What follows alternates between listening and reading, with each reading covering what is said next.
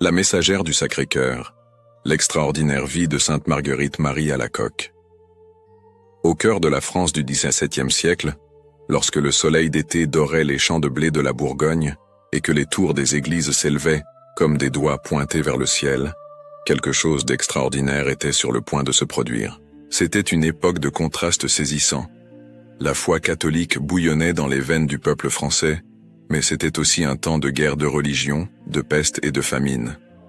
Dans les cours, l'opulence du roi Soleil éclipsait la misère des paysans. Dans les cathédrales, l'encens montait aux cieux tandis que sur les champs de bataille, le sang arrosait la terre. Dans ce monde déchiré entre la lumière et les ténèbres, Dieu allait choisir une âme humble pour révéler l'un des plus profonds mystères de son amour. C'était le 22 juillet 1647. Dans le petit village de Véros-Vrès, niché entre des collines verdoyantes et des vignobles qui s'étendaient comme des tapis vivants, une enfant venait au monde. La maison des Alacoque, une famille de notaires respectés dans la région, s'emplit de voix et de mouvements ce matin-là. Le cri vigoureux du bébé annonçait l'arrivée de Marguerite Marie, la 5e fille de Claude Alacoque et Philiberte Lamain. Personne n'aurait pu imaginer que cette fillette frêle, aux yeux extraordinairement expressifs, serait choisie pour une mission qui transformerait la spiritualité de millions de personnes au cours des siècles à venir. Le village de Véros-Vrès était un lieu où tout le monde se connaissait, où le carillon des cloches rythmait la vie et où les saisons se succédaient avec la certitude réconfortante de la tradition. Les maisons de pierre, aux toits d'ardoise grise, s'agglutinaient autour de l'église paroissiale, comme des petits autour de leur mère. Le matin, l'air portait l'odeur du pain frais mêlé au parfum des jardins où poussaient des roses, de la lavande et des herbes médicinales. L'après-midi, lorsque la chaleur devenait plus intense, le silence n'était rompu que par le chant des oiseaux et le murmure lointain de prières venant de l'église. Ce fut dans ce décor apparemment ordinaire que la petite Marguerite commença à révéler une nature singulière. Tandis que d'autres enfants couraient dans les champs, jouant et criant avec l'insouciance propre à leur âge, elle préférait rester tranquille, observant le monde avec une intensité qui perturbait et fascinait les adultes autour d'elle. Il y avait quelque chose dans ses yeux, une profondeur, une sérénité qui ne cadrait pas avec l'enfance. À seulement 4 ans, elle manifestait déjà une attraction irrésistible pour l'église. Elle s'échappait de la maison dès qu'elle le pouvait, marchant dans les rues de pierre irrégulières jusqu'à atteindre le temple, où elle restait agenouillée devant l'autel, perdue dans un monde qu'elle seule pouvait voir. Sa mère, Philiberte, femme pratique et pieuse, vit d'abord avec inquiétude ce comportement inhabituel. « Marguerite, viens jouer avec tes frères », disait-elle, tentant de ramener la fillette au monde concret de l'enfance. Mais il y avait quelque chose chez l'enfant qui résistait doucement à ces tentatives, non par rébellion, mais avec une détermination sereine qui semblait venir de très loin, de très profond. Quand elle priait, c'était comme si une lumière invisible l'enveloppait, transformant son visage pâle en quelque chose de lumineux et de lointain. Son père, Claude, était un homme sévère mais juste, qui travaillait dur pour maintenir la position sociale de la famille. Il était respecté dans la région en tant que notaire royal, responsable des documents et des contrats qui maintenaient l'ordre dans la communauté. Il voyait chez sa fille une piété authentique, mais il s'inquiétait aussi. Il vivait des temps difficiles, et une jeune fille avait besoin de plus que des prières pour survivre. Elle avait besoin de sagacité, de force pratique, de l'habileté à naviguer dans les eaux tumultueuses de la vie. Pourtant, il n'avait pas le courage de réprimer complètement cette ferveur religieuse qui émanait de Marguerite comme le parfum d'une rose. L'enfance de la fillette fut marquée par une solitude particulière. Non qu'elle fût exclue ou maltraitée, au contraire, elle était aimée de sa famille. Mais il y avait une distance infranchissable entre elle et les autres enfants, comme si elle habitait un monde parallèle, séparé par un voile invisible mais impénétrable. Tandis qu'il jouait à la ronde et courait dans les prés, Marguerite trouvait sa joie dans les choses simples et silencieuses. Le vol d'un papillon blanc, le son du vent dans les feuilles des peupliers, l'éclat des bougies allumées sur l'autel de l'église. Elle avait une habitude qui intriguait tout le monde. Elle restait de longues périodes devant le Saint-Sacrement, comme si elle conversait avec quelqu'un, Ses lèvres bougeaient presque imperceptiblement, et des larmes coulaient parfois sur ses joues. Mais c'étaient des larmes sereines, non de tristesse, mais d'une émotion profonde et incompréhensible pour ceux qui observaient. Le curé de la paroisse, un homme âgé aux cheveux blancs et aux yeux bienveillants, remarqua cet enfant extraordinaire. « Il y a quelque chose de spécial en elle », confia-t-il un jour à la mère de Marguerite. « Dieu a des plans que nous ne pouvons pas encore comprendre. Mais le destin, ou la providence, comme préfèrent ceux qui croient, était sur le point d'éprouver durement cette foi précoce. La vie tranquille de Vérosvre allait être secouée par une tragédie qui transformerait à jamais le monde de Marguerite. C'était comme si le ciel, auparavant clair et prometteur, se couvrait soudain de nuages lourds, annonçant la tempête. Et les tempêtes, qu'elles soient externes ou internes, ont le pouvoir de détruire ou de forger les caractères. Dans le cas de Marguerite Marie Alacoque, ce serait le début d'un chemin de souffrance qui la conduirait paradoxalement à la plus sublime des joies. L'année 1655. Marguerite n'avait que 8 ans lorsque la mort visita sa maison. Claude Alacoque tomba malade à l'automne. Ce fut soudain comme le sont souvent les tragédies. Un jour, il était dans son bureau travaillant sur les documents qui assuraient la subsistance de la famille. Et le lendemain, il était alité, consumé par une fièvre qu'aucun médecin ne parvenait à expliquer ou à guérir. La maison, auparavant remplie de la routine réconfortante de la vie quotidienne, se transforma en un lieu de murmures et de pas précautionneux. L'odeur des herbes médicinales imprégnait toutes les pièces, mêlée à l'arôme des bougies de cire qui brûlaient jour et nuit. Marguerite observait tout avec les yeux écarquillés de celle qui affronte pour la première fois la réalité crue de la mortalité. Elle voyait sa mère, toujours si forte et résolue, s'étioler d'inquiétude. Elle entendait les conversations chuchotées entre parents et voisins, pleines de mots qu'elle ne comprenait pas entièrement mais dont elle devinait le terrible sens. La nuit, agenouillée au pied du lit, elle priait avec une intensité qui brisait le cœur de ceux qui la voyaient. Ses mains d'enfant s'entrelaçaient avec tant de force que ses doigts en devenaient blancs, et de ses lèvres jaillissaient des prières qui semblèrent venir d'une âme bien plus ancienne. « Seigneur, ne prenez pas mon père, » suppliait-elle. « Il est bon, il nous aime.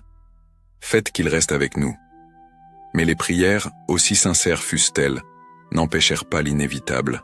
Un matin froid de décembre, alors que le givre couvrait les fenêtres de dessins délicats comme de la dentelle, Claude Alacoque rendit son dernier soupir. La maison s'emplit de lamentations, ce pleur antique et universel qui résonne à travers les siècles chaque fois que la mort arrache un être cher au cercle familial. Marguerite ne pleura pas immédiatement. Elle resta immobile à côté du corps de son père, son petit visage pâle comme le marbre, les yeux fixés sur ce visage désormais serein et lointain. Ce n'est que lorsque tout le monde quitta la chambre qu'elle s'agenouilla et, enfin, les larmes vinrent, silencieuses, abondantes, amères. La mort de son père ne fut que le début d'une longue épreuve. Avec la perte du principal soutien de famille, la famille Alacoque plongea dans les difficultés financières. Philiberte, la mère, luttait pour maintenir la dignité et la subsistance, mais la situation se compliqua lorsque des parents cupides, sous prétexte d'aider, prirent le contrôle de la maison et des biens de la famille. C'était une pratique courante à l'époque. Les veuves et les orphelins, en particulier les femmes, avaient peu de droits et beaucoup profitaient de cette vulnérabilité. La maison qui appartenait autrefois à Marguerite et à ses frères passa sous la coupe de ses parents éloignés, des gens durs et insensibles qui traitèrent la famille comme des domestiques dans leur propre résidence. Philiberte et les enfants furent relégués dans les plus petites chambres, recevaient les restes des repas, étaient constamment humiliés.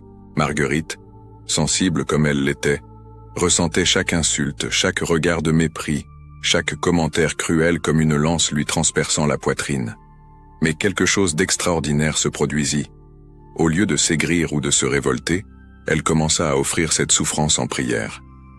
Elle n'avait que 8, 9, 10 ans. Mais elle comprenait déjà intuitivement quelque chose que beaucoup mettent une vie entière à apprendre. Que la souffrance peut être transformée en amour. Chaque humiliation devenait une offrande silencieuse. Chaque larme, une perle précieuse déposée au pied de la croix. Le matin, avant que la maison ne s'éveille, Elle s'échappait à l'église, et là, elle déversait devant l'autel ses douleurs et ses espoirs. Le Saint-Sacrement devint son refuge, sa consolation, son meilleur ami.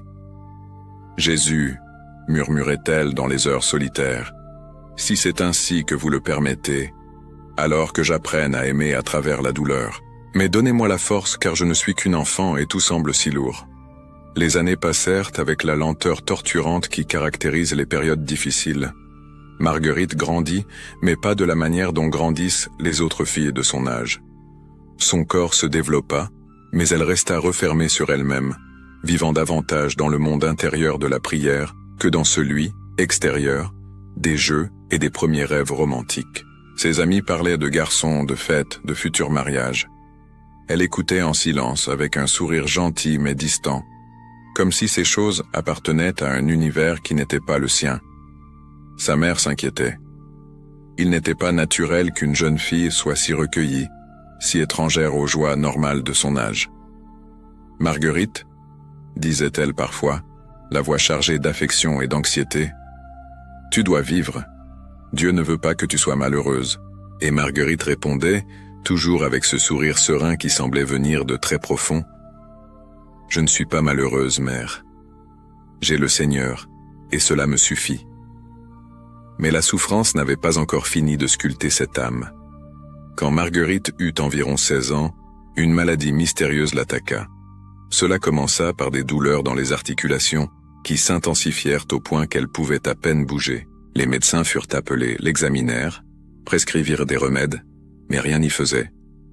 La maladie progressait implacablement, transformant la jeune fille en invalide. Ses jambes refusèrent de la soutenir, ses bras perdirent leur force, et elle fut confinée au lit, complètement dépendante de l'aide des autres. Pour n'importe qui, ce serait une épreuve terrible. Pour Marguerite, dans une maison où elle était déjà mal vue par les parents qui la contrôlaient, ce fut un martyre indescriptible. Elle était devenue un fardeau, et il ne manquait jamais une occasion de le lui faire sentir. Mais, une fois de plus, quelque chose d'extraordinaire se manifesta. Au lieu du désespoir, elle trouva une paix profonde. Elle accepta la paralysie comme une invitation à s'unir aux souffrances du Christ. Sa chambre devint sa chapelle, son lit son autel. Pendant 4 longues années, Marguerite resta ainsi, immobilisée, dépendante, souvent seule pendant des heures. Mais ce n'étaient pas des heures vides. Elle priait sans cesse, plongée dans une intimité croissante avec Dieu. C'est durant cette période de dénuement physique total que sa vie spirituelle s'épanouit avec une intensité impressionnante. Elle avait des visions, non pas grandioses et publiques, mais de petites consolations intimes. Elle sentait des présences angéliques autour d'elle, percevait la proximité de la Vierge Marie, entendait dans le silence de son cœur des paroles d'encouragement qui ne venaient pas d'elle-même. Et puis, alors que tout semblait perdu, que la maladie s'était installée au point qu'il n'y avait plus d'espoir humain de guérison, Marguerite fit une promesse solennelle. Une nuit d'hiver, seule dans sa chambre mal éclairée par une bougie vacillante, elle murmura de toute la force de sa volonté. « Très sainte Mère, Notre-Dame, si vous me guérissez de cette maladie, je promets de consacrer ma vie entière à Dieu. Je donnerai tout, ma jeunesse, mes rêves, ma liberté. Je serai tout à lui pour toujours. » C'était une promesse radicale, du genre de celle que l'on ne peut faire que lorsqu'on n'a plus rien à perdre, ou lorsqu'on a compris que tout perdre pour Dieu, c'est gagner infiniment plus. Marguerite ne savait pas encore comment cette promesse s'accomplirait, ni n'imaginait les chemins extraordinaires par lesquels elle serait conduite. Mais à cet instant, allongée dans l'obscurité, attendant une réponse du ciel, elle sentit une certitude inébranlable. Sa prière serait exaucée, et sa vie ne serait plus jamais la même. La guérison ne vint pas immédiatement. Dieu, dans sa pédagogie mystérieuse, semblait vouloir tester jusqu'à la limite la foi de cette jeune femme. Les jours s'écoulaient, chacun identique au précédent, marqué par la douleur constante et l'immobilité forcée.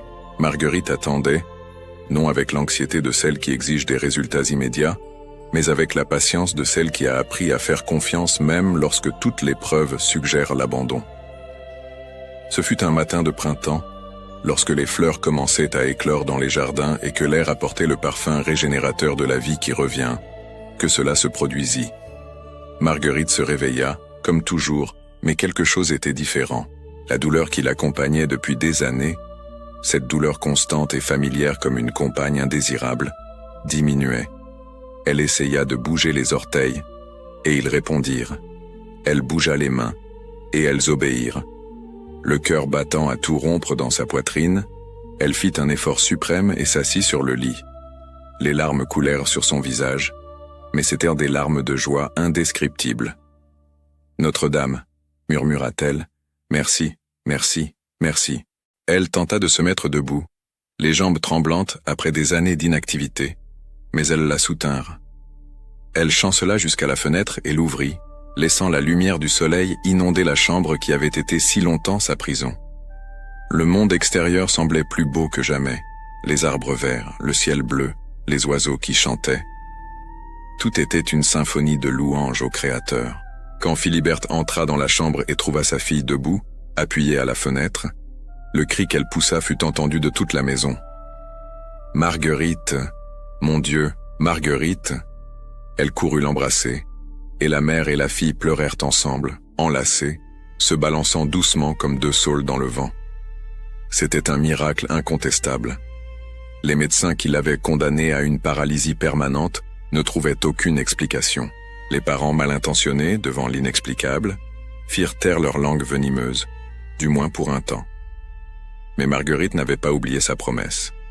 Dans les mois qui suivirent, tandis qu'elle retrouvait ses forces et réapprenait à marcher normalement, à se déplacer, à vivre, ces paroles prononcées dans l'obscurité de sa chambre résonnaient constamment dans son cœur. « Je consacrerai ma vie entière à Dieu. » Elle savait que le moment de tenir sa promesse approchait. Cependant, le chemin n'était ni simple ni évident. Sa mère, Philiberte, avait d'autres plans. Maintenant que Marguerite était guérie et avait 20 ans, il était temps de penser à l'avenir pratique. Mariage, famille, sécurité, telles étaient les préoccupations légitimes d'une mère qui avait connu la dureté du veuvage et de la dépendance. Il y avait des prétendants intéressés. Marguerite était une jolie jeune femme de famille respectable, et malgré les années de maladie, elle avait retrouvé la santé et la grâce. Plusieurs propositions arrivèrent, et Philiberte faisait une douce pression sur sa fille pour qu'elle en considère au moins une. « Marguerite, tu dois être raisonnable », argumentait-elle. « La vie religieuse est difficile, et tu as déjà tant souffert. Ne vaudrait-il pas mieux avoir une famille, des enfants, une maison à toi? Tu peux être une bonne épouse chrétienne et servir Dieu aussi dans le mariage. » Ces paroles tourmentaient Marguerite, car elles venaient d'une source d'amour authentique. Ce n'était pas une vile tentation, mais une option légitime présentée par quelqu'un qui ne désirait que son bien-être. Pendant des semaines, elle lutta intérieurement.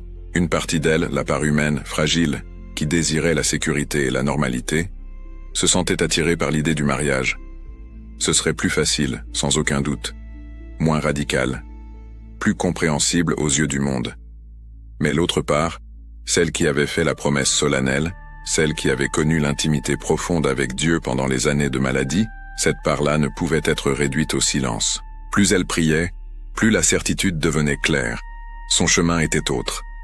Elle devait être fidèle à la parole donnée, même si cela signifiait contrarier les désirs de sa mère, même si cela signifiait renoncer à tout ce qu'une jeune femme désirerait normalement. Ce fut une nuit, agenouillée devant une image de Notre-Dame, qu'elle trouva le courage final. « Mère », murmura-t-elle à l'image silencieuse, « aidez-moi, montrez-moi le chemin. Je ne veux pas blesser ma mère terrestre, mais je dois être fidèle à la promesse que j'ai faite lorsque vous m'avez guéri. » Et cette nuit-là, en rêve ou en vision, Marguerite ne sut jamais le dire avec certitude, elle se vit vêtue de l'habit des Visitandines, les religieuses fondées par saint François de Sales et sainte Jeanne de Chantal. C'était un signe clair, sans équivoque. Le lendemain matin, le cœur battant fort, mais la voix ferme, elle dit à sa mère, « J'ai décidé, je vais entrer au couvent des Visitandines à Paray-le-Monial. » Philiberte pâlit. Elle tenta d'argumenter, de convaincre, de supplier même. Mais il y avait dans la détermination de Marguerite quelque chose d'inébranlable. Ce n'était ni de l'entêtement ni de la rébellion. C'était la force tranquille de celle qui entend et obéit à un appel venant de bien au-delà des circonstances humaines. Les préparatifs furent faits au milieu d'un mélange d'émotions contradictoires. Philiberte, bien que contrariée, était une femme de foi profonde et finit par accepter ce qu'elle voyait comme la volonté de Dieu, même si son cœur de mère saignait devant la séparation qui approchait. Les parents malveillants qui avaient contrôlé la maison pendant si longtemps ne pouvaient rien faire. Marguerite était majeure et maîtresse de ses décisions. Le 25 mai 1671 arriva enfin. Marguerite avait 24 ans. Vêtue simplement, n'emportant que quelques maigres possessions, elle partit de Vérosvreuze en direction de Pareil-le-Monial. Le voyage en calèche dura des heures, sur des routes poussiéreuses qui coupaient à travers des champs dorés par le soleil. Marguerite regardait par la fenêtre, observant le monde qu'elle laissait derrière elle. Elle savait qu'une fois entrée au couvent, cette vie, avec ses libertés, ses possibilités ouvertes, prendrait fin. Ce serait une mort au monde. Une renaissance à quelque chose de complètement nouveau. Quand les tours du couvent des Visitandines apparurent à l'horizon, Marguerite sentit son cœur s'accélérer. Ce n'était pas exactement de la peur, mais cette émotion intense que l'on ressent dans les moments décisifs, quand on sait qu'on est au seuil de quelque chose qui va tout changer. La calèche s'arrêta devant le portail. Une sœur âgée, au visage gentil et ridé comme une pomme séchée au soleil, ouvrit pour l'accueillir. « Bienvenue, ma fille, » dit-elle avec un sourire. « Le Seigneur vous attendait. » Marguerite franchit le seuil, et la lourde porte se referma derrière elle avec un son définitif. Elle ne regarda pas en arrière. Son cœur murmurait une seule prière. « Me voici, Seigneur. Faites de moi ce que vous voudrez. » Elle n'imaginait pas que, dans ce couvent tranquille, dans les silences de ces couloirs de pierre froide, dans les heures calmes de la prière devant le Saint-Sacrement, elle serait choisie pour recevoir des révélations qui transformeraient à jamais la spiritualité catholique. La souffrance de sa jeunesse avait été la préparation. La promesse tenue était l'ouverture de la porte. Commençait maintenant le chapitre le plus extraordinaire de sa vie, celui où le Christ lui-même viendrait à sa rencontre pour lui confier un message d'amour infini destiné au monde entier. La vie au couvent des Visitandines était régie par une routine rigoureuse qui se répétait jour après jour avec la précision d'une horloge. Marguerite se réveillait avant l'aube, lorsque le ciel était encore peint des couleurs douces de la nuit. La cloche appelait aux premières prières de la journée, et les religieuses descendaient en silence vers la chapelle, leurs pas résonnant doucement dans les couloirs de pierre. L'air froid du matin contrastait avec la chaleur des bougies allumées devant l'autel, créant une atmosphère de recueillement et de mystère. Pour beaucoup de sœurs, cette vie était satisfaisante, voire confortable dans sa prévisibilité. Mais pour Marguerite, les premiers mois furent d'une souffrance inattendue. Elle qui avait espéré trouver au couvent un paradis de paix et d'intimité avec Dieu, découvrit que la réalité était bien plus complexe. Ses sœurs en religion, des femmes d'âge et de tempéraments différents, n'étaient pas toujours accueillantes. Il y avait là, comme dans toute communauté humaine, des vertus mais aussi de petites mesquineries, des jalousies voilées, des petits groupes fermés. Marguerite, avec sa tendance au recueillement et aux longues heures de prière devant le Saint-Sacrement, se démarqua rapidement, mais pas de la manière qu'elle aurait souhaité.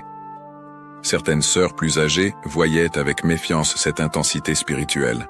« Elle se croit plus sainte que nous », murmurait-elle dans les coins. « Elle reste des heures agenouillée, comme si c'était une mystique.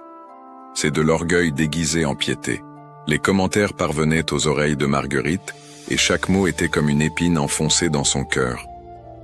La supérieure du couvent, mère de Saumaise, était une femme pratique et sévère, formée à la vieille école de la discipline conventuelle.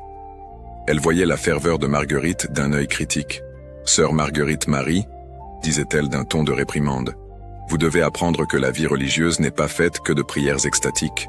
Il faut travailler, accomplir les tâches, vivre en communauté. Votre isolement est un problème, pas une vertu. » Marguerite tentait d'expliquer qu'elle ne s'isolait pas par mépris pour les autres, mais parce qu'elle ressentait un appel irrésistible à la prière contemplative. Mais ces paroles étaient interprétées comme des excuses ou, pire, comme des signes de désobéissance. On lui attribua les tâches les plus humbles, laver la vaisselle, frotter les sols, travailler au potager sous le soleil accablant. Elle acceptait tout sans se plaindre, offrant chaque effort en prière. Mais la souffrance intérieure était intense. S'était-elle trompée? Dieu l'avait-il réellement appelée là? Ou tout cela n'était-il qu'une illusion de son esprit fervent? Les nuits étaient particulièrement difficiles. Allongée dans sa cellule étroite, sur le matelas dur qui était la norme au couvent, Marguerite luttait contre des vagues de doute et de découragement. Elle entendait les ronflements doux d'une sœur dans la cellule voisine, le vent qui hurlait dehors, le grincement occasionnel du vieux bois.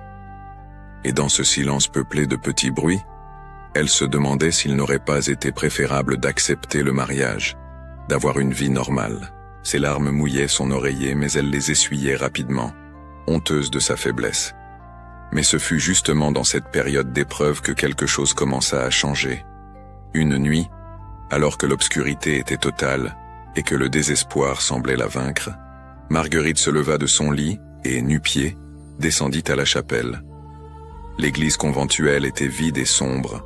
Seule la lampe du Saint-Sacrement brillait comme une petite étoile rouge sur l'autel. Elle s'agenouilla sur le sol froid et y déversa toute son angoisse. « Seigneur, murmura-t-elle, je ne sais plus quoi faire. Je sens que vous m'appelez, mais tout le monde dit que j'ai tort. Je sens votre présence, mais les autres pensent que je suis folle. Donnez-moi un signe, une certitude que je ne suis pas une illusion. Ou si j'ai tort, montrez-moi mon erreur pour que je me corrige. » Ce qui se passa ensuite, Marguerite ne parvint jamais à le décrire adéquatement avec des mots. Il n'y eut pas de voix audible, pas de vision spectaculaire, mais une paix profonde, inexplicable, descendit sur son cœur comme un baume sur une blessure.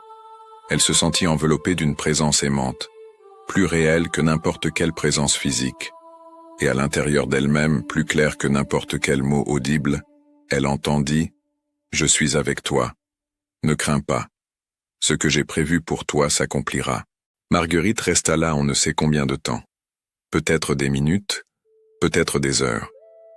Quand elle retourna enfin à sa cellule, elle était une personne transformée.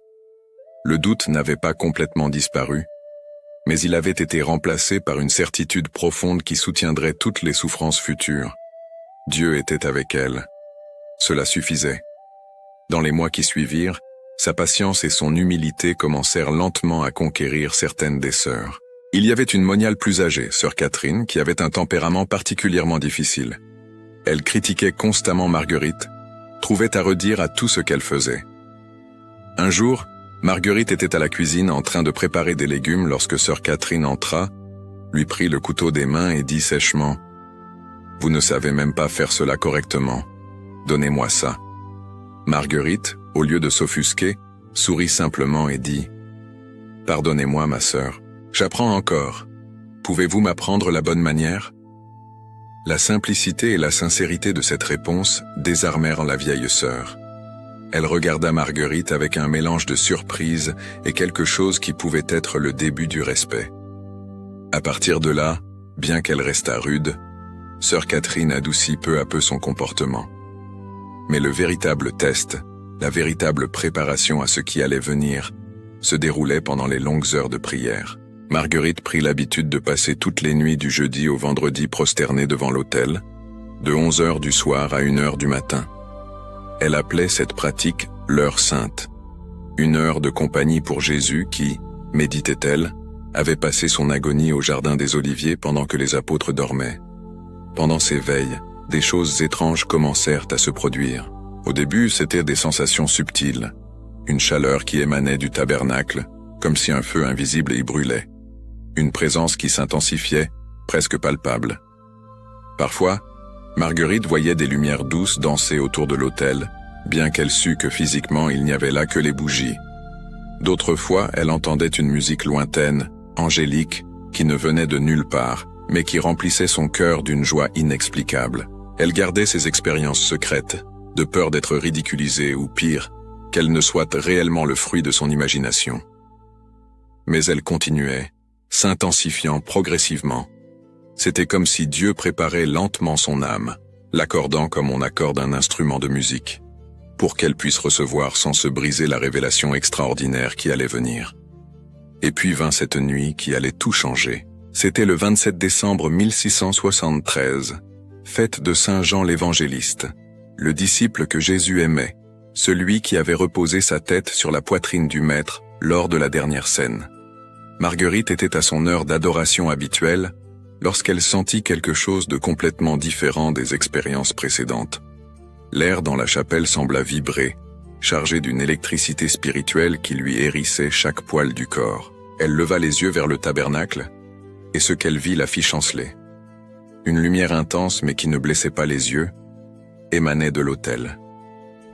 Et au centre de cette lumière, se matérialisant comme s'il traversait un voile invisible, il était là. Jésus-Christ se tenait devant elle, non pas comme sur les images peintes au mur de l'église, non pas comme elle l'imaginait dans ses prières, mais avec une réalité si concrète, si présente, que Marguerite eut la certitude absolue que ce n'était ni un rêve, ni une fantaisie. Il était là, et son visage était d'une beauté à fendre le cœur. Non pas la beauté superficielle des traits parfaits, mais une beauté qui émanait de l'intérieur, faite d'amour et de douleur mêlées, de majesté et de compassion entrelacées.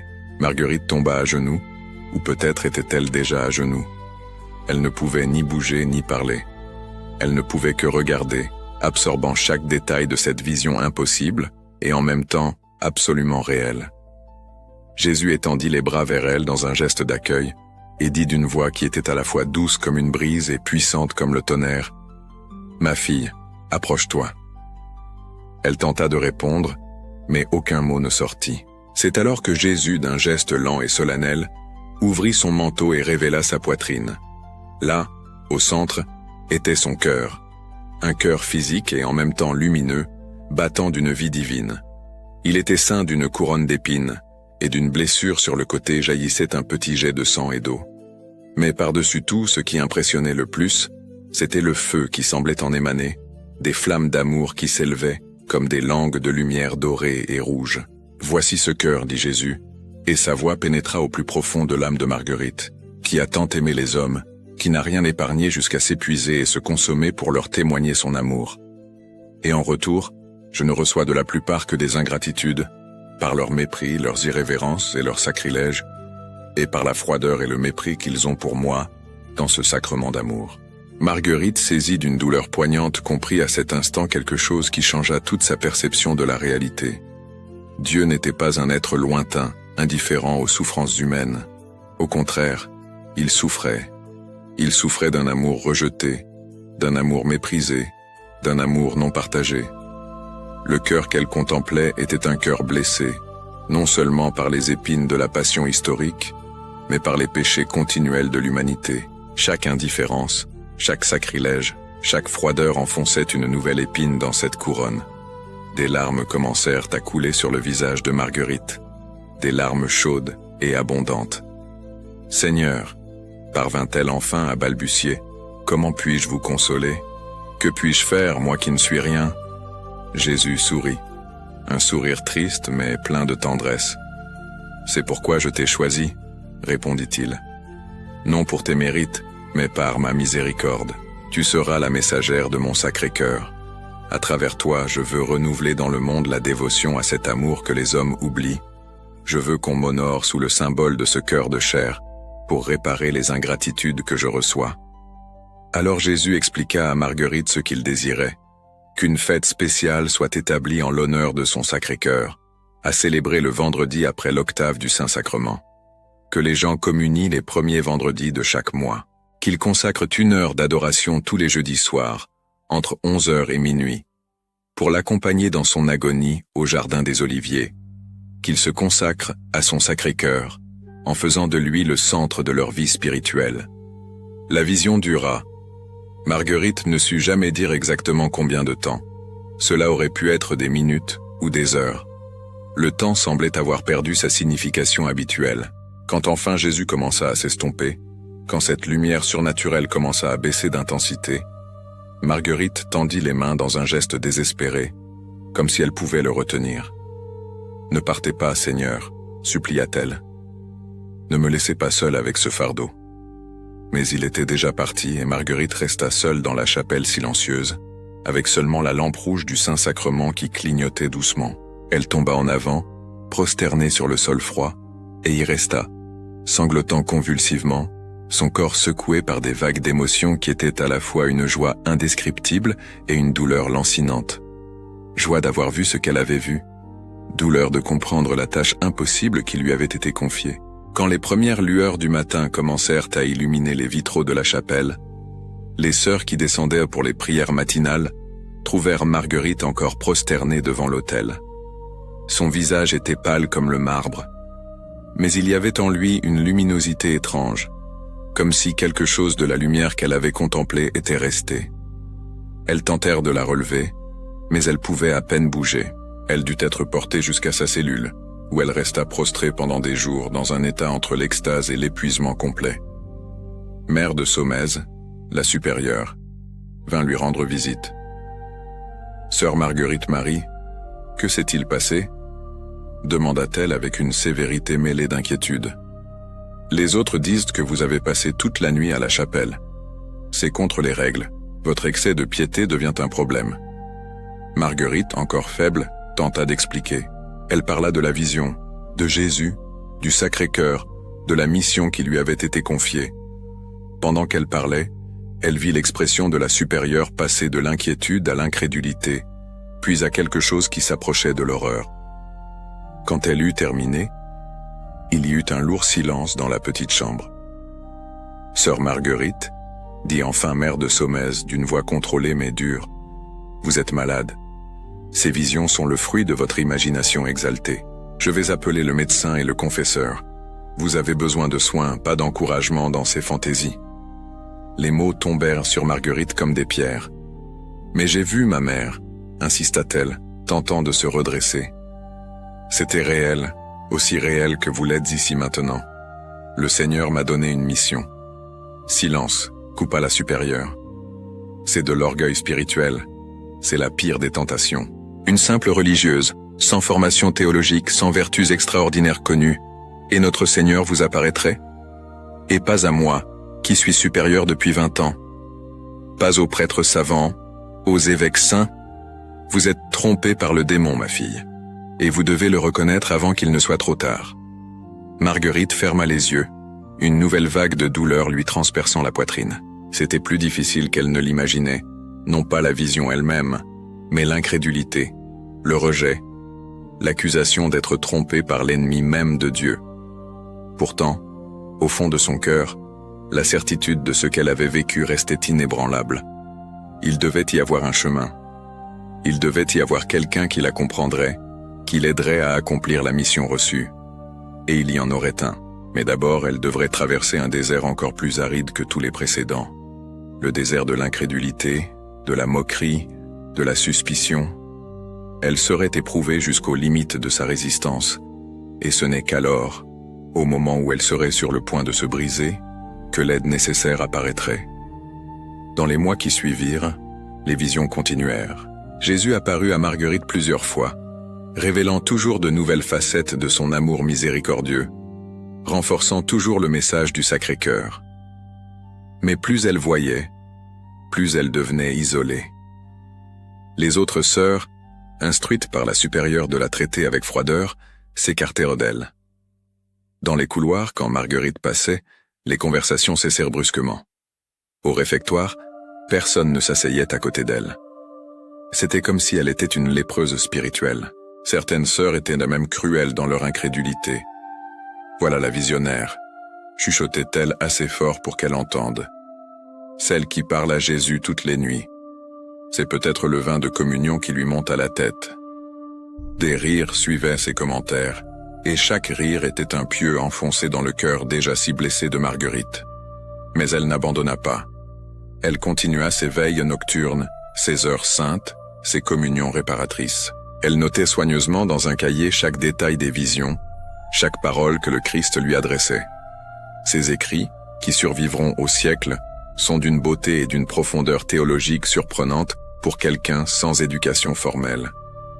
En eux pulsait une compréhension de l'amour divin qui semblait venir d'une source bien au-delà de la simple connaissance humaine.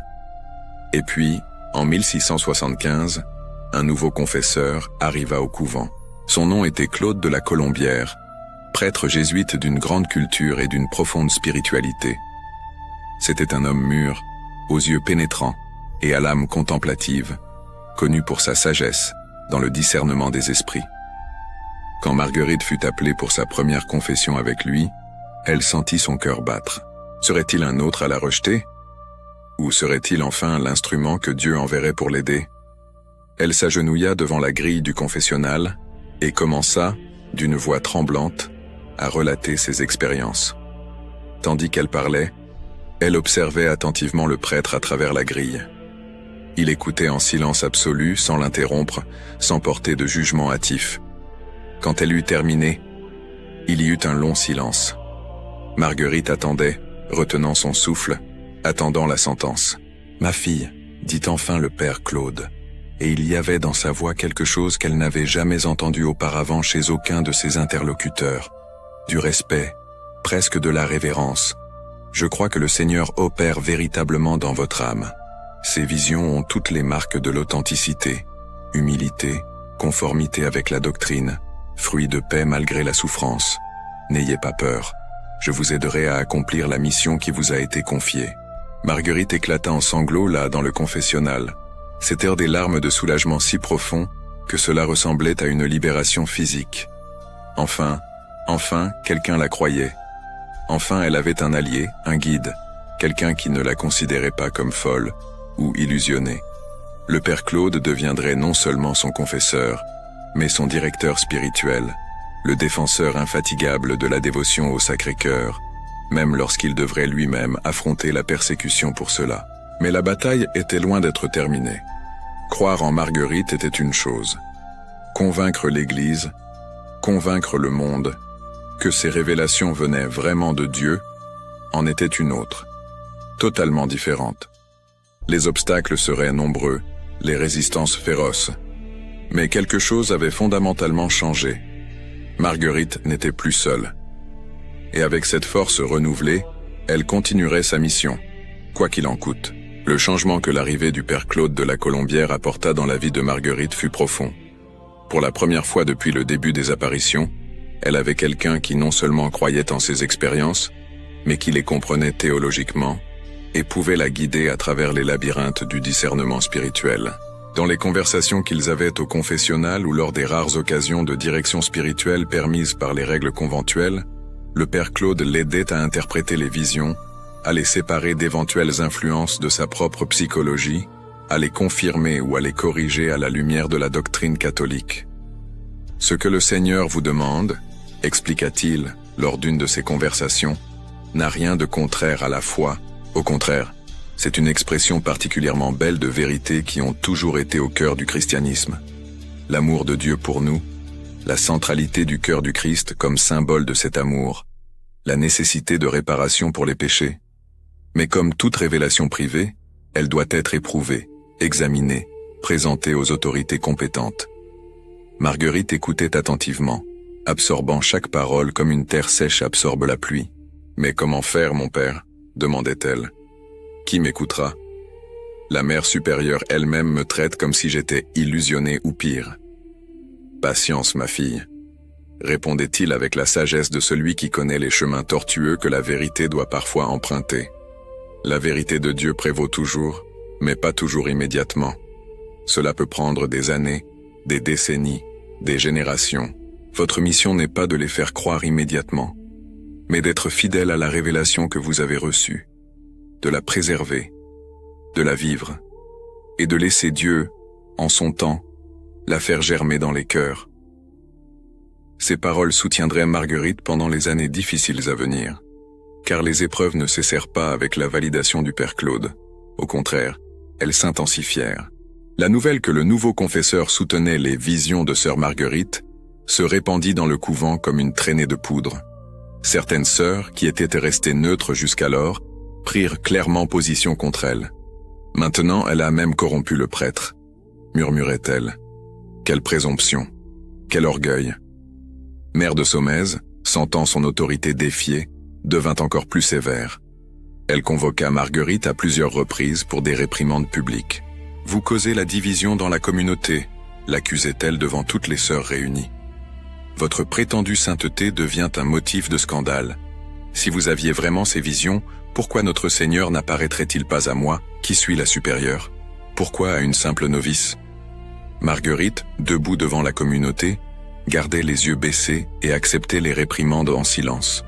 Elle n'essayait pas de se défendre, n'argumentait pas, elle répétait seulement intérieurement les paroles que Jésus lui avait dites lors d'une des visions. « Je serai ta force. Je te défendrai quand ce sera nécessaire. Pour l'instant, souffre en silence. Comme moi, j'ai souffert. » Mais la souffrance était réelle et profonde. Il y avait des nuits où Marguerite s'allongeait, épuisée non pas tant par le travail physique que par l'épuisement émotionnel d'être constamment surveillée, critiquée, mal comprise. Le démon profitait de ces moments de faiblesse pour la tourmenter de doutes terribles. « Et si tout était mensonge ?» murmurait la voix insidieuse dans son esprit. « Et si tu étais vraiment folle? Et si tu couvrais de honte ta famille, ton ordre, ta foi ?» Dans ces moments sombres, Marguerite s'accrochait à deux ancres, les paroles d'encouragement du Père Claude et, surtout, la présence réelle de Jésus dans le Saint-Sacrement.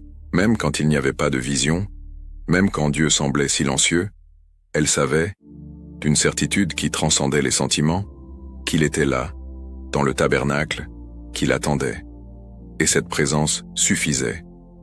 En 1676, quelque chose se produisit qui allait changer le destin de la dévotion au Sacré-Cœur. Le Père Claude de la Colombière fut envoyé en Angleterre comme chapelain de la duchesse d'York. C'était une mission dangereuse. L'Angleterre était farouchement anticatholique à cette époque, et les prêtres catholiques étaient persécutés et exécutés. Mais avant de partir, il fit quelque chose de crucial. Il écrivit un récit détaillé des révélations reçues par Marguerite et s'engagea solennellement à promouvoir la dévotion au Sacré-Cœur où qu'il aille. Les adieux entre le prêtre et Marguerite furent chargés d'émotion. « Vous n'oublierez pas la mission, mon père ?» demanda-t-elle les larmes aux yeux. « Même loin, même en danger, promettez-vous de la propager ?»« Je le promets devant Dieu, » répondit-il avec fermeté. « Et plus, je fais le vœu solennel de consacrer ma vie à la dévotion au Sacré-Cœur. Même si cela doit me coûter la vie, je porterai ce message partout où Dieu m'enverra. » Et il tint parole. En Angleterre, même au milieu de la persécution, le Père Claude parlait du Sacré-Cœur, écrivait à son sujet, inspirait d'autres prêtres.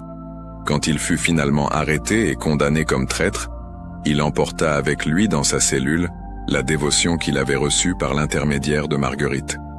Ses écrits sur le Sacré-Cœur circulèrent secrètement, plantant des semences qui germeraient dans les décennies suivantes. Pendant ce temps, au couvent de Paray-le-Monial, Marguerite continuait sa vie de prières et d'épreuves. Les visions se poursuivaient, chacune approfondissant différents aspects du message central. Jésus lui montra 12 promesses qu'il ferait à ceux qui se dévoueraient à son Sacré-Cœur.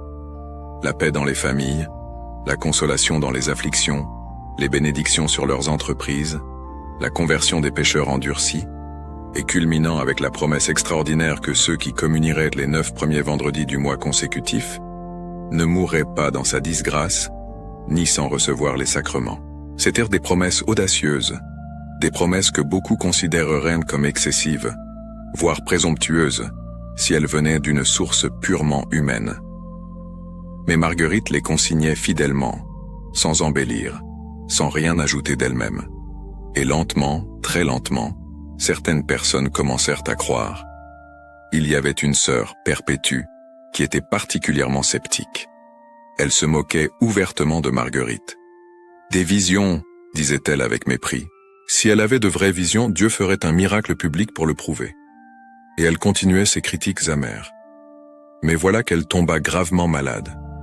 Les médecins ne trouvaient pas de remède, et elle dépérissait de jour en jour. Dans un moment de désespoir, déjà proche de la mort, elle appela Marguerite. « Sœur Marguerite Marie », murmura-t-elle, la voix faible, « si vos visions sont vraies, si vous parlez vraiment avec notre Seigneur, demandez-lui de me guérir. Je promets que je croirai et que je propagerai la dévotion. » Marguerite s'agenouilla au pied du lit et pria avec ferveur. Elle ne demanda pas le miracle pour sa propre gloire, mais pour la gloire du Sacré-Cœur. Et il se produisit quelque chose d'extraordinaire. La fièvre de sœur Perpétue tomba immédiatement. Le lendemain, elle allait bien, complètement guérie. Et elle tint sa promesse. Elle devint l'une des plus ferventes défenseurs de Marguerite et de la dévotion au Sacré-Cœur. D'autres miracles commencèrent à se produire, discrets mais indéniables. Une famille qui s'était consacrée au Sacré-Cœur sous la direction de Marguerite se vit miraculeusement libérée de dettes écrasantes. Un homme sur le point de se suicider, qui passa devant une image du Sacré-Cœur, se sentit soudain inondé de paix et renonça à son projet. Une femme stérile, après avoir fait les premiers vendredis, conçut l'enfant qu'elle désirait tant. Ses récits se propageaient, et lentement le vent commençait à tourner. Des gens de l'extérieur du couvent commencèrent à s'enquérir de la dévotion. Des prêtres d'autres paroisses voulaient en savoir plus. Même à l'intérieur du couvent, le climat se modifia peu à peu. De nouvelles sœurs qui arrivaient, non contaminées par les anciennes méfiances, voyaient en Marguerite non pas une illusionnée, mais une âme vraiment sainte. En 1681, une nouvelle supérieure fut élue, Mère Melin, une femme à l'esprit plus ouvert et au cœur plus compréhensif.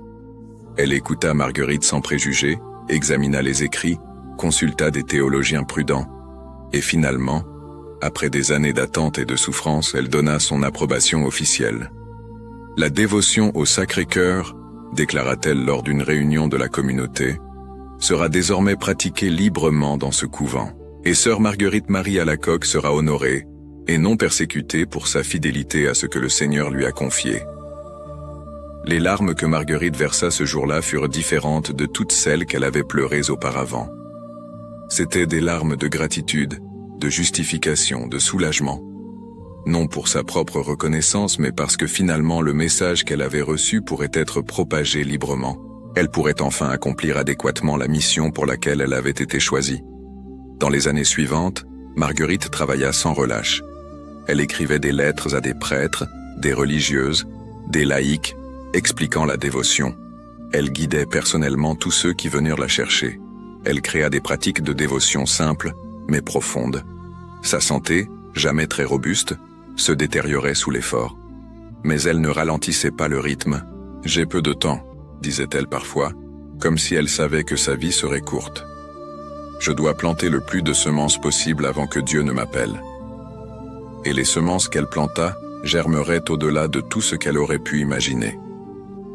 La dévotion au Sacré-Cœur ne resterait pas confinée à un petit couvent de Bourgogne. Elle se répandrait en France, en Europe, dans le monde. Elle deviendrait l'une des dévotions les plus aimées et les plus pratiquées de l'Église catholique. Et tout cela parce qu'une femme simple, marquée par la souffrance mais fortifiée par la foi, eut le courage de dire oui à Dieu même quand tous disaient non. Les dernières années de la vie de Marguerite Marie Alacoque furent marquées par un paradoxe apparent. Extérieurement, sa situation s'améliora considérablement.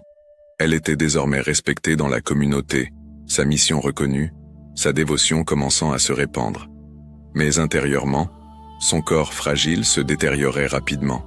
Les longues heures de veille, les jeûnes rigoureux, les épreuves physiques et émotionnelles des années précédentes avaient fait leur œuvre. Elle n'avait que 43 ans, mais en paraissait bien plus. Pourtant, son esprit restait ardent. Elle devint maîtresse des novices, responsable de guider les jeunes femmes qui entraient au couvent. Et quelles leçons extraordinaires étaient les siennes. Elle ne parlait pas seulement de règles et de discipline, bien que celles-ci eussent aussi leur place. Elle parlait surtout d'amour, de l'amour infini de Dieu pour chaque âme, de l'amour qui brûlait dans le Sacré-Cœur de Jésus, de l'amour qui devait être la réponse à cet amour. Il ne suffit pas d'obéir mécaniquement, disait-elle aux jeunes sœurs. Il faut faire tout par amour, transformer chaque petite action en acte d'adoration. Les novices l'adoraient. Elles voyaient en elle non seulement une enseignante, mais un exemple vivant de ce qu'elle enseignait. Elles observaient comment elle traitait les sœurs les plus difficiles avec une patience inépuisable, comment elle trouvait de la joie dans les tâches les plus humbles, comment son visage s'illuminait pendant les longues heures d'adoration au Saint-Sacrement. Si seulement nous pouvions être comme Mère Marguerite, disaient-elles entre elles, moitié aussi sainte qu'elle. Mais Marguerite ne se voyait pas comme une sainte. Au contraire, elle avait une conscience aiguë de ses limites et de ses défauts. « Je ne suis qu'un pauvre instrument, disait-elle. Ce qu'il y a de bon en moi vient de Dieu. ce qu'il y a de défectueux est mien. Cette humilité authentique la rendait encore plus admirable aux yeux de celle qui la connaissait bien. En 1688, sa santé se détériora dramatiquement. Elle commença à avoir des fièvres fréquentes, des douleurs à la poitrine, des difficultés à respirer. Les médecins furent appelés mais ne purent faire grand-chose. Elle-même savait que la fin approchait, et elle l'acceptait avec une sérénité qui impressionnait tout le monde. « Bientôt je verrai face à face celui que j'aime tant », disait-elle avec un sourire. « Comment puis-je craindre la mort si elle est la porte vers la vie véritable ?» Mais elle avait encore une préoccupation. La dévotion au Sacré-Cœur n'avait pas encore été officiellement reconnue par l'Église. Elle se répandait, oui, mais de manière informelle, presque clandestine par endroits. Elle craignait qu'après sa mort, sans personne pour la propulser, la dévotion ne puisse disparaître, être oubliée comme tant d'autres pratiques pieuses qui surgissent et meurent sans laisser de traces. Lors d'une des dernières apparitions qu'elle eut de Jésus, il la rassura à ce sujet. « Ne crains pas, lui dit le Seigneur. La dévotion à mon Sacré-Cœur ne dépend pas de toi, mais de moi. Tu as planté la semence par ta souffrance. Je la ferai grandir après ton départ. Tu verras du ciel comment ma promesse s'accomplira. » L'année 1690 commença, froide et grise. Marguerite était désormais confinée à l'infirmerie du couvent, parvenant rarement à se lever. Les sœurs se relayaient pour prendre soin d'elle, faisant tout ce qu'elles pouvaient pour soulager sa souffrance. Elle remerciait chaque petit geste avec une gratitude qui semblait disproportionnée. « Comme le Seigneur est bon, murmurait-elle, de me donner des sœurs si affectueuses pour m'accompagner en ces derniers jours. » Mi-octobre, il devint clair que la fin était très proche. Marguerite demanda à recevoir les derniers sacrements. L'aumônier vint, lui administra l'extrême onction d'une voix étranglée par l'émotion, et la laissa avec une bénédiction finale. Toute la communauté se rassembla autour de son lit, priant le chapelet, chantant de doux cantiques. La petite chambre était bondée, mais il y régnait une paix presque tangible. Marguerite passa les derniers jours à entrer et sortir de la conscience. Parfois elle murmurait des prières, parfois elle souriait à des choses qu'elle seule pouvait voir. « Que c'est beau !» s'exclama-t-elle une fois, les yeux fixés sur un point invisible au-dessus d'elle. Quelle belle lumière! Les sœurs se regardèrent, comprenant qu'elle voyait déjà l'autre côté du voile, qu'elle avait déjà un pied au ciel, alors que l'autre restait encore sur terre. C'était le 17 octobre 1690, un vendredi. Le jour s'était levé, froid mais lumineux, avec cette lumière dorée d'automne, qui rend tout plus beau et mélancolique à la fois. Marguerite était consciente et son regard parcourut les visages des sœurs réunies autour d'elle. Elle essaya de parler, mais sa voix ne sortit qu'en un murmure. Les sœurs s'approchèrent pour entendre. « Je n'ai besoin que de Dieu », étaient des mots qu'elle répétait doucement. « Je n'ai besoin que de Dieu et de son amour. » Vers 7 heures du soir, alors que les cloches sonnaient pour les vêpres, quelque chose changea.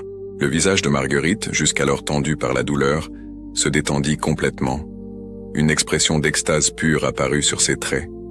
Ses yeux s'agrandirent, fixés sur quelque chose que personne d'autre ne pouvait voir, et ses lèvres s'incurvèrent en un sourire de joie indescriptible. « Je vois le Seigneur », furent ses dernières paroles audibles. Et puis, doucement, comme une bougie qui s'éteint dans la brise, elle expira. Le silence qui suivit était profond, mais ce n'était pas le lourd silence du deuil. C'était un silence rempli d'une présence, comme si quelque chose de sacré avait touché ce lieu. Les sœurs ne pleuraient pas de manière incontrôlée. Il y avait des larmes, oui, mais c'étaient des larmes sereines, presque joyeuses. Elles savaient que Marguerite n'était pas perdue. Elle était juste enfin chez elle, à l'endroit où elle avait toujours aspiré à être. Le corps de Marguerite fut préparé pour l'enterrement. Et là commença le premier des nombreux prodiges qui suivirent sa mort. Son visage, au lieu de prendre la pâleur de la mort, conserva une apparence de vie, presque comme si elle dormait. Un parfum suave, inexplicable, émanait de son corps. Non pas l'odeur de fleurs ou de parfums connus, mais quelque chose de différent, de céleste. Les sœurs qui lavèrent son corps pour la sépulture rapportèrent que c'était comme si elle prenait soin non pas d'un cadavre, mais de quelque chose de précieux et de sacré. Les funérailles furent simples, comme il convenait à une religieuse de clôture. Mais la nouvelle de sa mort se répandit rapidement dans la région. Des gens commencèrent à affluer, voulant voir une dernière fois celle qui avait été la messagère du Sacré-Cœur. Et quelque chose d'extraordinaire commença à se produire. Les personnes qui touchaient son corps, ou qui priaient sur sa tombe, commencèrent à rapporter des grâces reçues. Une femme qui souffrait de douleurs chroniques toucha la main de Marguerite et se sentit instantanément guérie. Un homme tourmenté par des doutes de foi pria devant sa tombe et se sentit inondé d'une certitude inébranlable de l'existence et de l'amour de Dieu. Une enfant moribonde, dont les parents supplièrent l'intercession de Marguerite, se rétablit miraculeusement. Les récits se multipliaient, et avec eux grandissait la réputation de sainteté de la défunte religieuse. Mais le vrai miracle, l'accomplissement de la promesse que Jésus avait faite, ne faisait que commencer. Dans les années et les décennies qui suivirent la mort de Marguerite, la dévotion au Sacré-Cœur ne mourut pas. Elle explosa dans une propagation spectaculaire. Les écrits laissés par Marguerite furent préservés et copiés. Des prêtres et des évêques qui avaient été sceptiques commencèrent à promouvoir la dévotion. Des confréries du Sacré-Cœur furent établies dans des dizaines, puis des centaines, puis des milliers d'églises à travers le monde catholique. En 1765, 75 ans après la mort de Marguerite, le pape Clément XIII approuva officiellement la fête du Sacré-Cœur de Jésus pour toute l'Église. En 1856, le pape Pie IX étendit cette fête, la rendant obligatoire et lui donnant le plus haut degré de solennité. La dévotion qui avait commencé avec une humble religieuse française, incomprise et persécutée, était devenue l'une des expressions les plus centrales de la spiritualité catholique. Quand le tombeau de Marguerite fut ouvert en 1830, 140 ans après sa mort, pour le processus de béatification, on découvrit quelque chose d'impressionnant. Son cœur, conservé à part, était incorrompu. Il n'était pas pétrifié ou momifié, mais conservé d'une manière qui défiait toute explication naturelle. Et pendant les fêtes du Sacré-Cœur, des témoins rapportaient que ce cœur exhalait ce même parfum suave qui avait émané de son corps juste après sa mort. Un signe, disèrent les fidèles, que l'amour qu'elle avait prêché restait vivant et palpitant. Le 13 mai 1920, le pape Benoît XV déclara solennellement Marguerite Marie Alacoque sainte de l'Église catholique. La cérémonie de canonisation dans la basilique Saint-Pierre fut grandiose, suivie par des milliers de pèlerins venus des 4 coins du monde. C'était la reconnaissance finale de quelque chose que les simples fidèles avaient toujours su, que cette femme, petite et fragile, qui avait tant souffert et tant aimé, avait été véritablement touchée par Dieu. Mais l'histoire de Sainte Marguerite Marie Alacoque ne se termine pas avec sa canonisation. Son héritage continue de vivre, vibrant, transformant des vies encore aujourd'hui, plus de 3 siècles après sa mort. La dévotion au Sacré-Cœur est devenue si intégrée à la spiritualité catholique qu'il est difficile d'imaginer l'Église sans elle.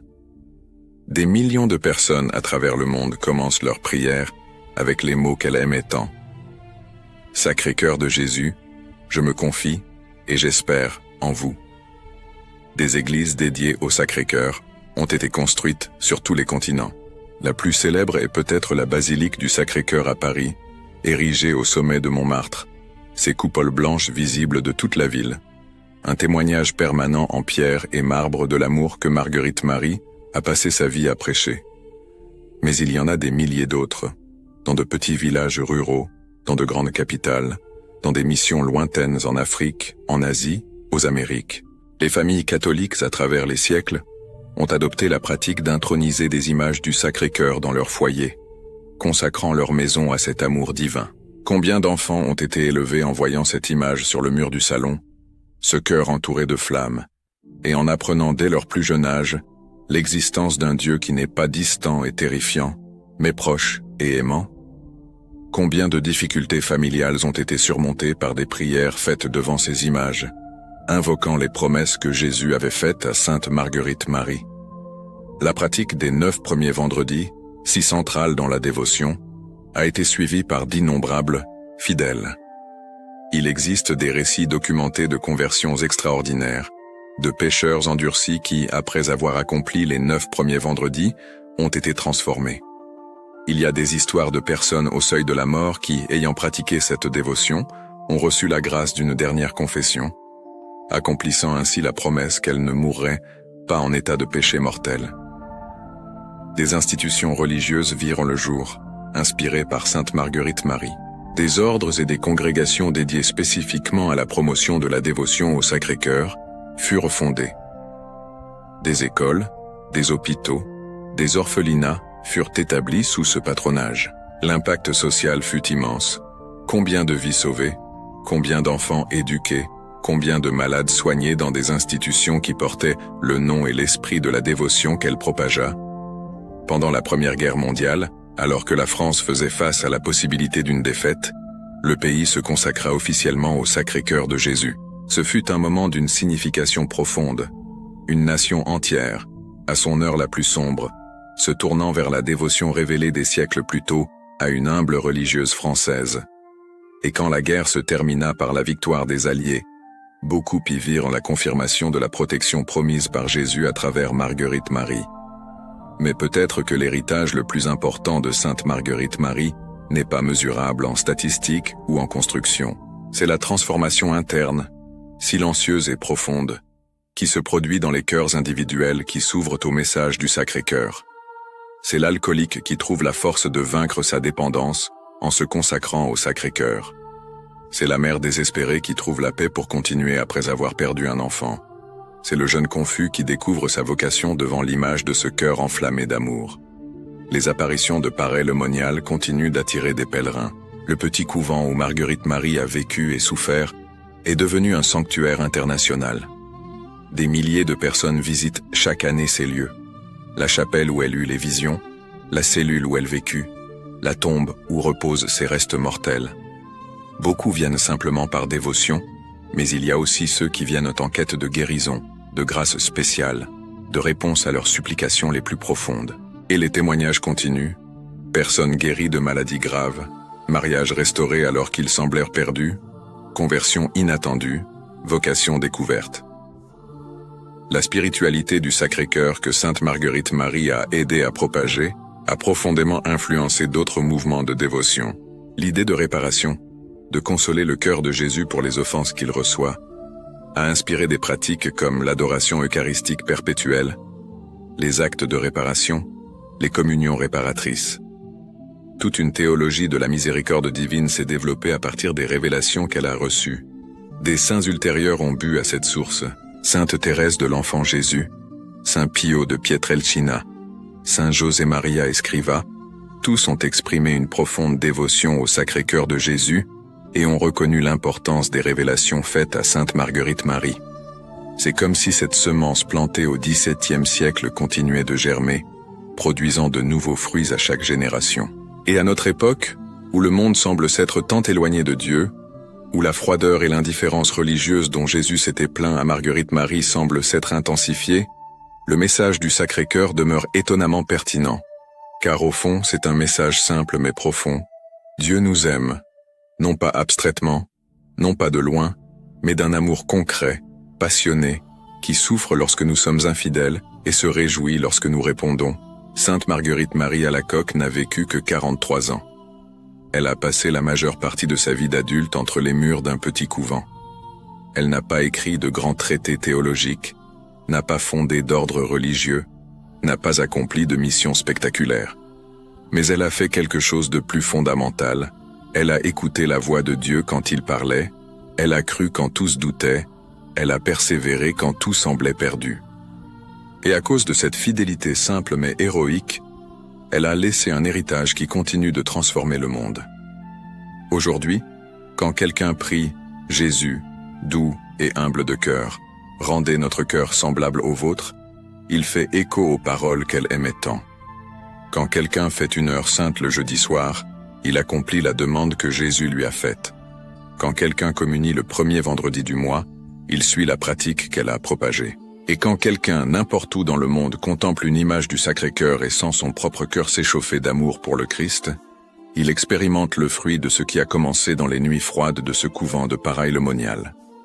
Sainte Marguerite Marie Alacoque a enseigné au monde une vérité qui ne vieillit jamais.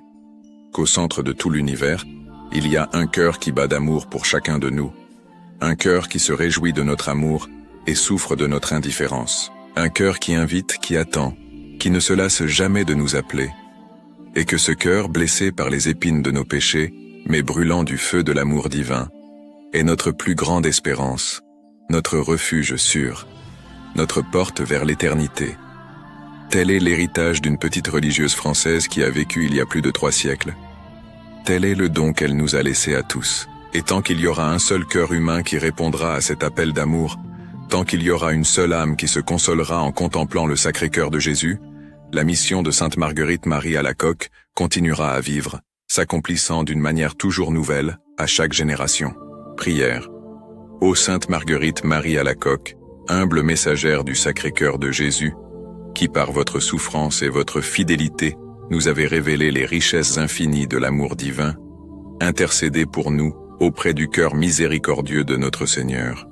Vous qui avez supporté avec patience les épreuves, les doutes et les persécutions, obtenez-nous la grâce de rester fermes dans la foi même lorsque nous sommes incompris. Vous qui brûliez d'amour pour Jésus présent dans le Saint-Sacrement, enflammez nos cœurs de ce même amour réparateur.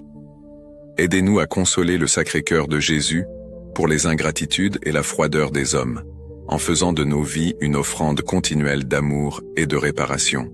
Obtenez-nous de Dieu les grâces dont nous avons besoin, spécialement faire la demande, et faites que, vivant en union avec le Sacré-Cœur de Jésus, nous puissions un jour le contempler face à face dans l'éternité. Sainte Marguerite Marie Alacoque, apôtre du Sacré-Cœur, priez pour nous. Amen. Ma prière, Père bien-aimé, avec un cœur humble et reconnaissant, nous nous plaçons en ta présence pour te remercier pour l'appel à être des semeurs de ta parole à travers la vie de tes saints. Nous te remercions pour cette chaîne que tu as permis de devenir un pont de foi, connectant les cœurs à ton infinie miséricorde dans un monde qui cherche tant un refuge. Que chaque biographie sacrée que nous partageons soit un baume pour les âmes fatiguées et un miroir des vertus qui nous rapprochent de toi. Que le témoignage de tes serviteurs et servantes inspire chaque auditeur à rechercher une vie de plus grande sainteté, de courage et d'amour du prochain. Nous reconnaissons que nous ne faisons rien par nous-mêmes. Tu es la source de toute inspiration et la force derrière chaque mot. Nous te remercions de nous utiliser comme tes simples instruments pour raconter les merveilles que tu as opérées dans la vie de ceux qui t'ont aimé par-dessus tout. Que cette œuvre continue à renforcer la communion entre nous, transformant cet espace numérique en une véritable famille spirituelle, unis par le même amour du Christ et par le désir de suivre ses pas. Nous te consacrons, Seigneur, nos voix, nos esprits et nos cœurs. Que tout ce que nous ferons ici serve à ton plus grand honneur et gloire, et au salut des âmes. Que ta bénédiction descende sur tous ceux qui suivent et soutiennent ce travail, aujourd'hui et toujours. Au nom de Jésus-Christ, ton Fils et notre Seigneur. Amen. Au terme de ce voyage à travers la vie extraordinaire de Sainte Marguerite Marie Alacoque, une vérité profonde émerge des ombres du temps et touche le cœur de chacun de ceux qui l'ont écoutée. L'amour de Dieu n'est pas une théorie abstraite, mais une réalité vibrante, ardente, qui cherche sans cesse chaque cœur humain. Cette petite religieuse française qui a vécu il y a plus de 3 siècles ne possédait rien aux yeux du monde. Elle n'avait ni richesse, ni pouvoir, ni influence. Elle a passé la majeure partie de sa vie entre 4 murs de pierre froide, incomprise, ridiculisée, voire persécutée par ceux qui auraient dû la soutenir. Pourtant, sa vie a transformé des millions d'âmes et continue de les transformer aujourd'hui encore. Pourquoi ? Parce qu'elle a compris et vécu quelque chose que le monde moderne oublie si souvent, que la vraie grandeur ne réside pas dans ce que nous possédons ou conquérons, mais dans combien nous aimons et combien nous nous laissons aimer par Dieu. Les épreuves que Marguerite a affrontées depuis l'enfance ne l'ont pas rendue amère ou rancunière. Chaque souffrance fut transformée en offrande, chaque larme en perle précieuse, déposée au pied du crucifix. La perte prématurée de son père, la paralysie qui la maintint alitée pendant 4 ans, l'humiliation aux mains de parents cruels, l'isolement au couvent, les accusations de folie et d'illusion, tout cela aurait pu détruire une âme ordinaire. Mais Marguerite n'était pas ordinaire. Il y avait en elle une force qui ne venait pas d'elle-même, mais de celui qui l'avait choisie pour une mission extraordinaire. Et quelle mission ? Révéler au monde que le cœur de Jésus, ce même cœur qui battit sous les étoiles de Bethléem et qui s'arrêta au calvaire, continue de battre d'un amour infini pour chaque personne. Un amour qui ne se lasse pas, qui n'abandonne pas, qui attend patiemment même lorsqu'il est rejeté. Un amour qui se réjouit de la moindre correspondance et qui souffre, oui, souffre vraiment, de chaque indifférence. Les apparitions que Marguerite a reçues n'étaient pas des feux d'artifice célestes destinés à impressionner. C'étaient des rencontres intimes, des révélations murmurées dans le silence de la nuit, des dialogues d'amour entre la créature et le Créateur. Jésus n'est pas venu à elle avec le tonnerre et les éclairs, mais avec le cœur ouvert, montrant ses blessures, ses flammes d'amour, sa couronne d'épines. Il est venu comme un mendiant qui frappe à la porte non pas en exigeant, mais en demandant « Aime-moi, console-moi, répare pour les offenses que je reçois ». La résistance à laquelle elle a fait face rend son histoire encore plus admirable. Combien de fois aurait-il été plus facile d'abandonner? Quand la supérieure la traitait d'illusionnée, quand les sœurs riaient d'elle dans les couloirs, quand même son propre confesseur initial doutait de ses expériences, combien de fois la tentation de dire « c'était juste mon imagination » a-t-elle dû l'assaillir?